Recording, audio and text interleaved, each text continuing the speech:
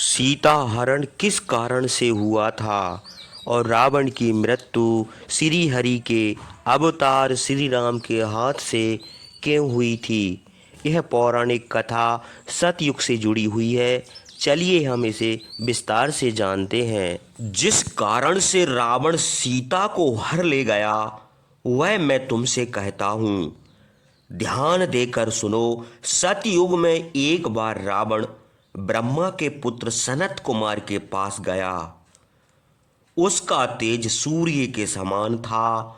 उनको प्रणाम करके हाथ जोड़कर बड़ी नम्रता से वह बोला, देवताओं में सबसे बलवान कौन पुरुष है जिसकी सहायता से देवता लोग युद्ध में विजय पाते हैं और सब देवता भी जिनकी पूजा करते हैं, योगी लोग जिसका ध्यान करते हैं, जिनके निमित्त यज्ञ किए जाते हैं, उन्हीं की सहायता से देवता लोग दैत्य दानव और राक्षसों को युद्ध में परास्त करते हैं। महर्षि का यह वाक्य सुनकर राक्षस राज रावण फिर विनम्र वचन बोला, देवताओं और भगवान विष्णु ने जिन दैत्य दानव और राक्षसों को मार डाला है वे किस गति को प्राप्त हुए हैं। महर्षि ने कहा, वे लोग स्वर्ग को गए हैं। अपने कर्मों के अनुसार फिर पृथ्वी में जन्म लेंगे और मरेंगे। हे राजन, चक्रधर भगवान विष्णु का क्रोध भी वरदान के समान है, क्योंकि उनके हाथ से जिनकी मृत्यु होती है वे उनके लोक को जाते हैं। सनत कुमार के यह वचन सुनकर रावण प्रसन्न हुआ और बड़े आश्चर्य से अपने मन में सोचने लगा कि किस उपाय से भगवान विष्णु से हमारा युद्ध हो। दुरात्मा रावण को इस विचार में निमग्न देखकर महामुनि सनत कुमार फिर उससे बोले, हे महाबाहो, तुम्हारा मनोरथ सफल होगा। समय की प्रतीक्षा करो। कुछ दिनों के बाद भगवान विष्णु से तुम्हारा युद्ध होगा और तुम सुखी होगे। तब बलवान रावण ने फिर उनसे पूछा, उनके क्या लक्षण हैं, सो विस्तार पूर्वक हमसे कहिए। रावण के पूछने पर सनत कुमार ने कहा, हे राक्षस राज, उनका सब वृतांत मैं कहता हूँ, सुनो। वे सनातन पुरुष हैं। उनका रूप अव्यक्त और सूक्ष्म है। वे सब प्राणियों के अंतर आत्मा है। चराचर जगत में व्याप्त हैं। पृथ्वी, आकाश, पर्वत, वन, सब स्थावर जंगम प्राणियों, नगरों और नदियों में सर्वत्र विद्यमान है। ओंकार, सत, सावित्री, पृथ्वी, अनंत वही है।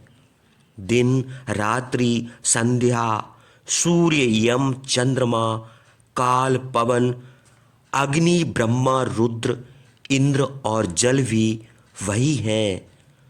सूर्य रूप से जगत को प्रकाशित करते हैं। अग्नि रूप से प्रज्वलित होते हैं। वायु रूप से सब प्राणियों को जीवित रखते हैं। चंद्रमा रूप से पृथ्वी में प्रकाश करते हैं। सब लोगों की सृष्टि, संहार और पालन करते हैं। उनका विनाश कभी नहीं है। सब लोगों के स्वामी, सर्वव्यापी और पुरातन पुरुष वही हैं। हे दशानन, और अधिक क्या कहें। यह चराचर जगत, तीनों लोक उन्हीं की रचना है और वे सर्वत्र व्याप्त हैं। वे नील कमल के समान श्याम वर्ण हैं, पीतांबर ओढ़े हैं। यदि ये बिजली सहित काले मेघों के समान शोभित होते हैं। देवता, दैत्य और नाग कोई भी उनको नहीं देखता। जिसके ऊपर उनकी कृपा होती है उसी को उनके रूप का दर्शन होता है। यज्ञ, तप, दान अथवा पूजन से उनके दर्शन नहीं मिलते। उनके दर्शन वही पाता है जो उनका भक्त है, जो अपना मन उन्हीं में लगाए रहता है, जो अपने प्राण उन्हीं को समर्पण कर देता है।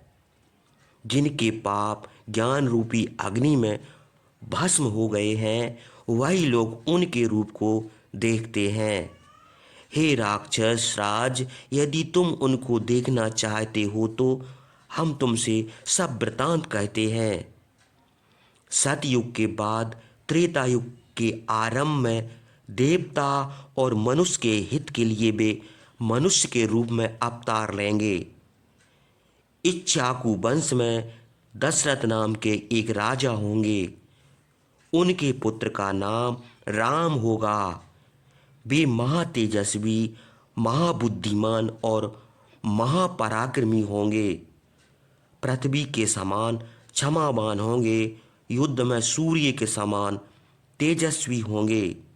शत्रु बड़ी कठिनता से उनकी ओर देख सकेंगे। वे विष्णु रूपी रामचंद्र पिता की आज्ञा से भाई और स्त्री के साथ दंडक वन को जाएंगे। उनकी स्त्री का नाम सीता होगा। वह पृथ्वी से उत्पन्न होगी और राजा जनक की पुत्री कहावेगी। वह अनुपम सुंदर होगी। उनकी देह में सब शुभ लक्षण होंगे। वह पुरुष की छाया के समान अथवा चंद्रमा की प्रभा के समान रामचंद्र की अनुगामिनी होगी। उस साध्वी स्त्री में शील, सदाचार, धैर्य आदि सब गुण होंगे। सूर्य की किरण के समान उसका स्वरूप होगा। हे रावण, हमने सनातन भगवान का यह वृत्तांत तुमसे कहा। यह कहकर अगस्त्य मुनि रामचंद्र से बोले कि हे रघुनंदन, सनत कुमार का यह वचन सुनकर रावण बड़ा प्रसन्न हुआ और तुम्हारे साथ विरोध करने की इच्छा से मन में कुछ सोचने लगा। उसके बाद उन्हीं बातों का स्मरण करता हुआ वह युद्ध के लिए पर्यटन करता रहा। इस कथा को सुनकर रामचंद्र बड़े विस्मित हुए। उसके बाद महामुनि अगस्त्य उसी प्रकार रामचंद्र से बोले जैसे पितामह ब्रह्मा भगवान शंकर से कहें। हे रामचंद्र, यह वृत्तांत जैसा मैंने सुना था वैसा ही तथा तथ्य आपसे वर्णन किया है। आपके हाथ से मृत्यु पाने के लिए दुरात्मा रावण ने सीता का हरण किया था। सुमेरु पर्वत के शिखर पर महायशस्वी नारद ने यह कथा मुझसे कही थी। देवता, गंधर्व, सिद्ध, ऋषि और महात्माओं ने भी इस कथा को सुना था।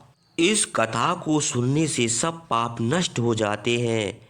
इसे सुनकर देवता और ऋषियों ने कहा था कि भक्ति पूर्वक जो इस कथा को कहेंगे अथवा सुनेंगे उनके वंश को वृद्धि होगी और अंत में स्वर्ग लोक प्राप्त करेंगे।